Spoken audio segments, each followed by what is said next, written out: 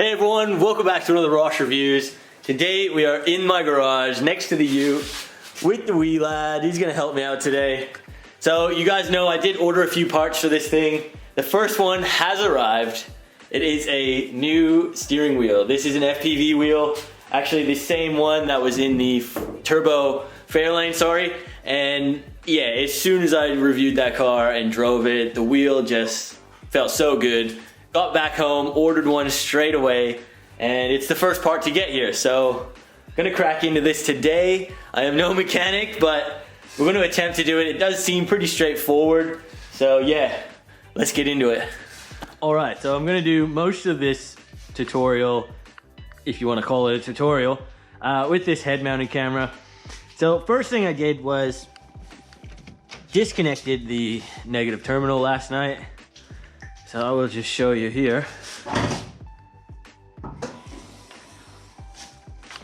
This has been off since last night. Now I've been told sort of through the tutorial that I watched that as long as it's been off for about an hour, you should be all right. But yeah, better to be safe than sorry. It's been off all night.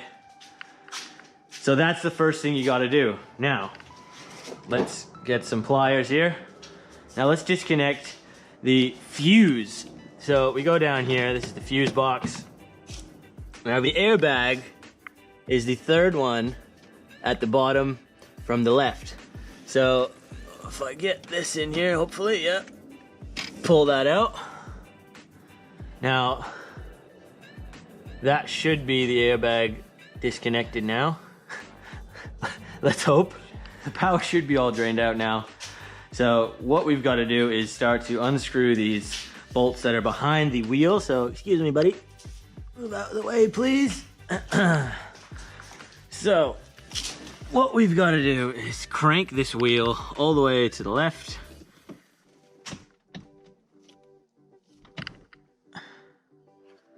Oh no. And I've just locked it. All right, now to solve this problem, you crank it over, you'll hear it click. So now you can't not move this wheel. I did get a little bit paranoid there for a minute, but the trick is to just put your key back in, even with all the stuff off. You just slowly put your key in here and wiggle the steering wheel gently, and that will actually unlock the wheel again so you can get the reverse side. So I'm now just gonna leave it in the lock position at the moment. I will undo the one bolt here, and then I will do the opposite side, and yeah, hopefully we will not explode any airbags.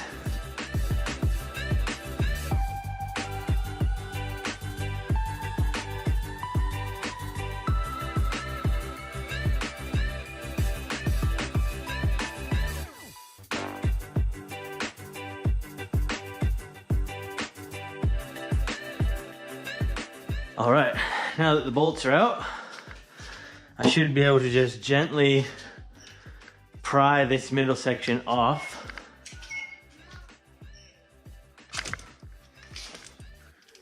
Okay, feel like I'm defusing a damn bomb here or something. Well, technically I am, I guess. So, pull this out, and you see a few wires here. Now, that's the airbag. We don't want that to explode. So, a couple of clips we gotta remove here. Sorry if you can hear the boy screaming there. So, this has gotta come off. Should just be a simple pull out there. And now these should just unclip out.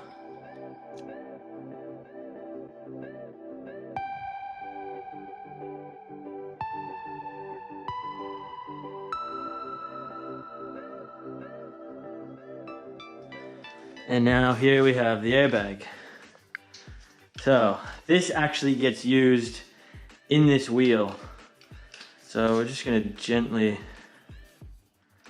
put this down.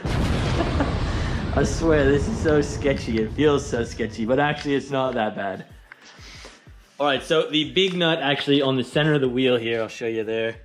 It is I believe that looks to me like a T50. I've only got up to a T30, which was the same for the back of the wheel. So I've got an Allen key that sort of slots in there, but it's just so tight because obviously that wheel have thread locker on it. I don't want to risk breaking it, so I'm just going to go to the shop, buy the right tool for the job, which I highly recommend everyone do. And other than that, I shouldn't need anything else. So I'm just going to cover what we did use already and what we're going to need. So I've used a T30 out of this. Ratchet, simple stuff there.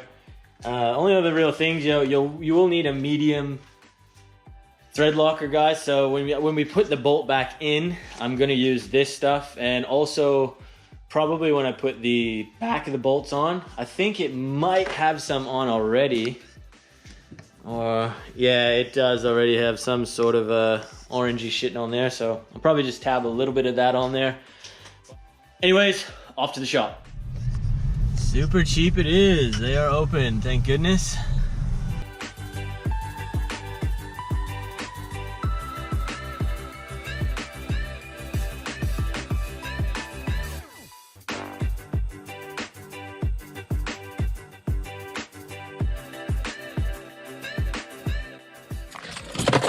All right, so we're back in the Malibu. That is bloody typical. I've had to buy a whole massive set just to get this T50 piece I want.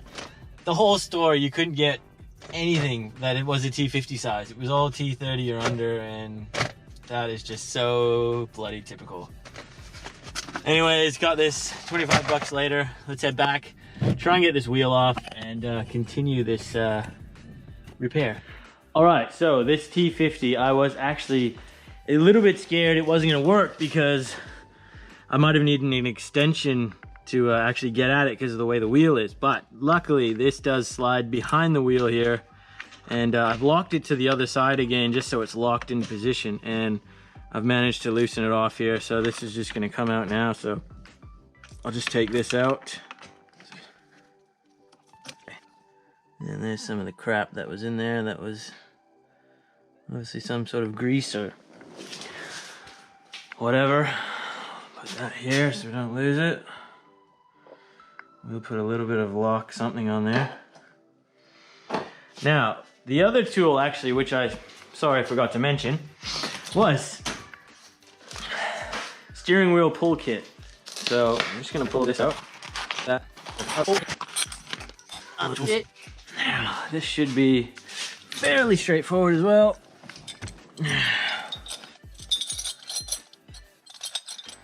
We just gotta find the ones that, yep.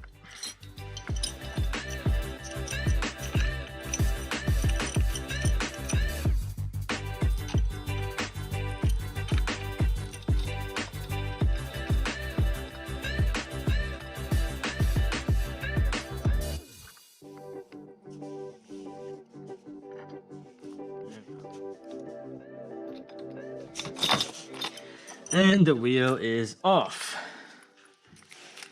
I'll just slide these cords out of here. And there's the old wheel. You can see how it's all faded up here, and it's just, I'd say, way crappier grip than the new one is regardless. So put that down here. Now time for the new one. So, new one going in. This should be basically the same, but in reverse. Now the steering wheel was locked to the left, so again, we'll just run these through this little hole here.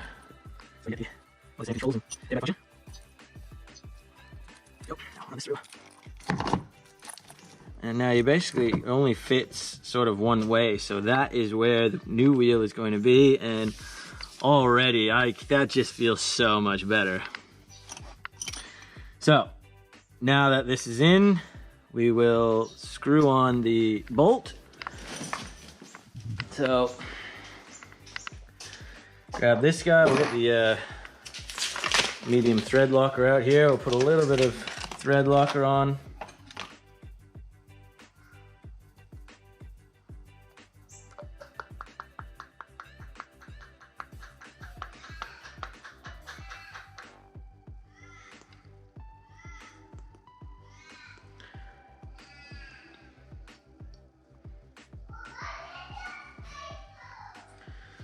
Bit of blue goo on there.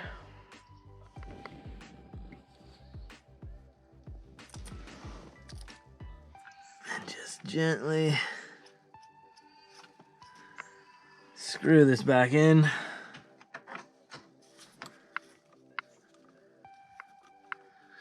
Just making sure that it is fairly tight, as you don't want this to rattle loose over time, so that's what the thread locker is mainly in there for as well. So, give it just a good pull, nothing crazy, just that's heaps. So now that that is in, we are on the home stretch. So grab our airbag here again. Very gently, might mind you. Bit of energy. Now, so we're going to basically just reconnect these plugs, and then that way we can just screw the wheel back on, put the fuse back in, reconnect the battery terminal, and it should be good to go. So we will just gently, and these are all color coded, so you'll see a gray and a black here. There is a gray and a black switch here, so you can just quite simply and easily figure this one out.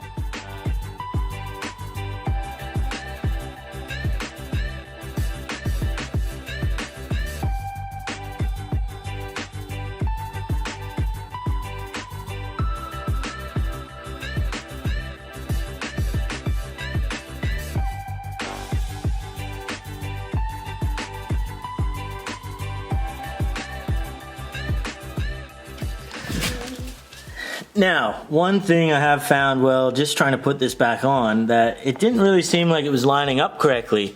This is the bolt that was in the new wheel. This is the bolt that was in my old wheel, and if you line them up, you can see that the old one is smaller.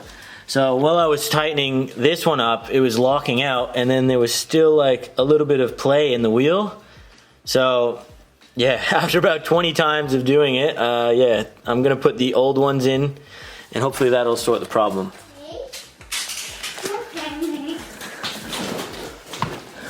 Rightio guys, so this is the new wheel. Just, oh yeah, just so much better. The feel of it is just very, very nice. Yeah, the charcoal insert up here, just, yeah, tops. Same middle as what I had before. Yeah, so all the buttons should be working. Now, it is advised to leave this to set for like, you know, overnight, or at least a few hours for that Loctite to grip up. So I'm just gonna leave it here. I'll put the fuse back in, reconnect the battery, and that should be it. All right, just hooked up everything. I turned the key on. I will turn it on here again for you guys, actually. Everything is working. Yeah, all the buttons are working. I don't have any airbag warning light or anything, which is great. The only thing is I did change the clock here. So just for a tip for anyone who needs to know how to change the clock, turn the radio on, hold down the menu button. You'll see clock come up.